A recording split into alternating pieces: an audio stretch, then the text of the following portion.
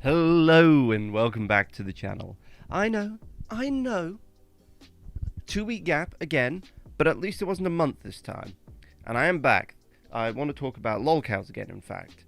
Specifically, I want to get into categories. I want to get into the mental disorders of LOLcows. Now, they've all got mental problems. We know that.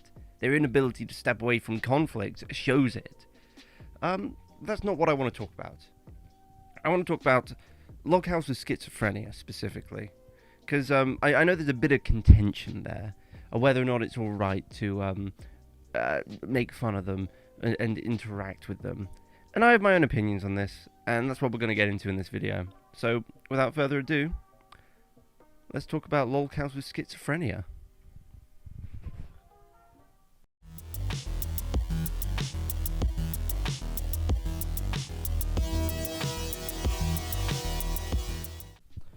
Now, when getting into this subject, it is a little sensitive, but I think it makes sense to go into LOLcows as a whole first. LOLcows in general will have one connecting feature, one defining feature, and that's their inability to step away from conflict, like I mentioned. They have this insatiable need for either have attention or to talk back, to be in the right, to win. So you have someone like Russell Greer, who despite bringing multiple lawsuits up, trying to get prostitution legalized in his state, he's not won a single one. He's not stepped back out of the public view after losing. He just keeps fighting for it. He's tried to sue Taylor Swift. He's tried to fight harassment lawsuits and restraining orders given to him by strippers and hookers. And why? Well, it's because he's unable to step back. He is the poster boy for incels. He wants that pussy, and he wants to be able to pay for it. He wants, just give him a chance. He's a nice guy, little Russ. And then you had Chris back in the day, good old Chris Chan. Oh, everyone knows the story of Chris Chan, and everyone knows his big problem was he couldn't step away from the internet. He couldn't just step away and be quiet. He kept coming back, and that made it easy for people to fuck with him. Because you could find out what upset him, and he was very vocal about what upset him. So he'd start screeching at his camera, and when he did that, it would egg people on, because people want to fuck with him to get him to do it again. It was easy. Anyone could fuck with Chris, because it wasn't hard to do, and he made it easy to do it. And you have this behavior with all LOLcows, that either keep coming back because they want the attention, or keep coming back because they don't have anything better to do.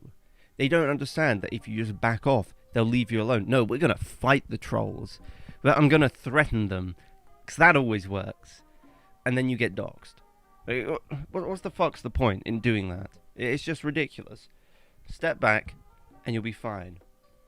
Any sane person, any sensible person, any sane person would know to do this. But that's why any sane or sensible person isn't a LOLcow. LOLcows don't know how to do this. And that's where we kind of move over from just the standard sort of weirdo LOLcows to the schizophrenics. You have someone like let's start with someone we just covered recently. You have Earl Schultz, Sade Paradoxa, Dayton Hypernova, whatever you want to call them. Now, I'm not sure if we're gonna straight up say they are definitely schizophrenic. I think they have schizophrenic tendencies. Some people think they're schizophrenic, but I don't know for certain. All we know for him is he has delusions, quite a lot of delusions. But that again, pretty standard with LOLcows. A lot of LOLcows have delusions of grandeur. He can't back down. He can't just disappear. Saying that, he has kind of vanished off of YouTube, which is good. But he still posts on his Facebook and Twitter fairly regularly. But that's Dayton. Dayton's pretty standard. We all know about Dayton. We're going to talk a little bit about Terry now. Terry A. Davis, who, if you don't know, was the creator of Luthos or Temple OS. A genius. Terry was a genius. Terry was legitimately amazing, and if he wasn't hampered by his mental illness, he would have created something amazing. I think he legitimately could have created another OS that would stand up and be a competitor to Linux or Microsoft. And you could never have enough OSs. So I think it's legitimately very, very sad that Terry was both schizophrenic and died as young as he did. If you don't know, Terry A. Davis ended up killing himself over fake women on the internet. Because people could fuck with him very, very easily, because Terry believed these insane things. Here's an idea of what Terry believed. Here's a little rant by Terry. God, I hate Fraser. Fucking retard here. Fuck 'em. The CIA niggers glow in the dark. You can see them if you're driving. You just run them over. That's what you do. Fucking CIA niggers.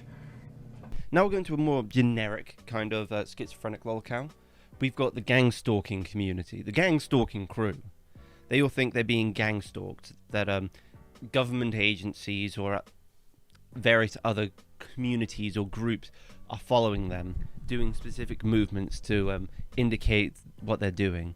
Like, she'll brush the right side of her hair, and that means she's going to cross over to the right side of the road. Ah! And shit like that. They're insane. They're schizophrenic. They believe these insane things. And a lot of them seem to be people who indoctrinate other people into these beliefs, which is kind of the worrying thing about them. They might be able to take someone who has a pretty decent control over their schizophrenia through either medication or through therapy, and they'll induce these paranoid ideas that pull this person back into their schizophrenia. There was this schizophrenic guy who was a pilot, whose name I can't remember. Later me, what was the name? His name's Brian Connors. Yeah, him. And he was more or less a kind of normal guy until the Gangstalker crew kind of influenced him and brought him back into that very dangerous sort of mindset. And he ruined his own life over it just because of these insane beliefs that were going around.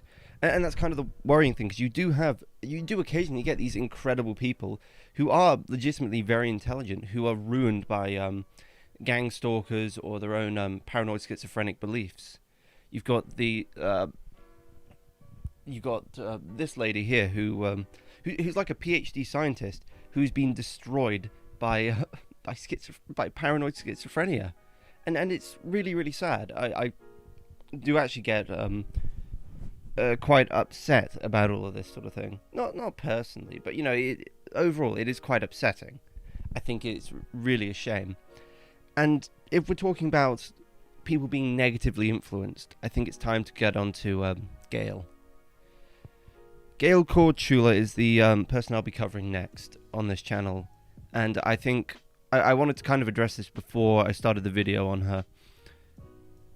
She's being manipulated, and rather severely manipulated, by a group of people who have convinced her of a lot of legitimately insane things. They call themselves Gail's Men, but really they're just a group of trolls who have kind of brainwashed her in a way. It's quite disturbing, the sort of stuff they get her to do, like sending her pubic hairs to the White House. They all went round to hers for Thanksgiving dinner, actually, and had her cook for them. They get her to take naked photos of herself and send them to them. They've basically got this old woman wrapped around their finger, and they're doing whatever they want with her. And that's fucked up.